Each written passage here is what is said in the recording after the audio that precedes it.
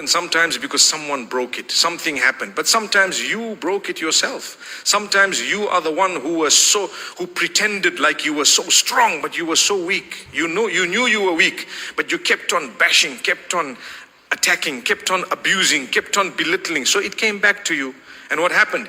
You struggled. You struggled as a result of you making others struggle. The healing of it is to get closure. How do you get closure? You go to them and you say, look, I was young, I was naive, I was really not thinking what I was doing. I really caused you a lot of trouble. Today, I'm standing in front of you saying, please forgive me. Please pray for me. Forgive me. If you have the guts to do that, it will bring about closure. It will bring about a coolness of the heart that you never imagined you would get, because there is an outstanding debt against that person.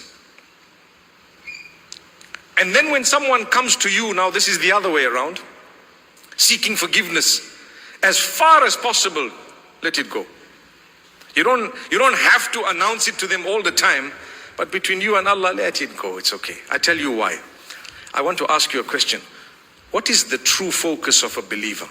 I said it a bit earlier. Paradise, right? Paradise.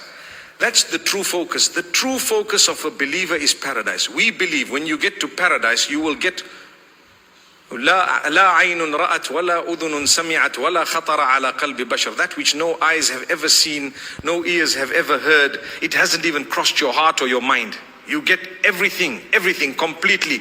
As you think of it, it's yours. Jannah. If you get paradise, if you were told that here's your paradise, we're giving you entry in, but we have one condition. This is just by way of example. The condition is your worst enemy on earth is going to be your neighbor. Would you want to go? What's the true answer? There's only one answer. You have no option. You have to go. Because where are you going to choose to go? No, just send me to Jahannam. I'd rather go there. Is that what you're going to say? You have to go to Jannah.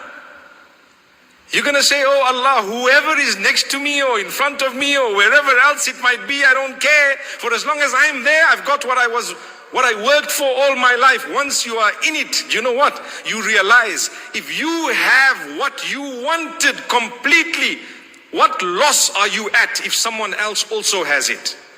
What did you lose? Nothing. So if you lost nothing, let it be. May Allah grant us Jannah. May Allah grant people who wronged us also Jannah.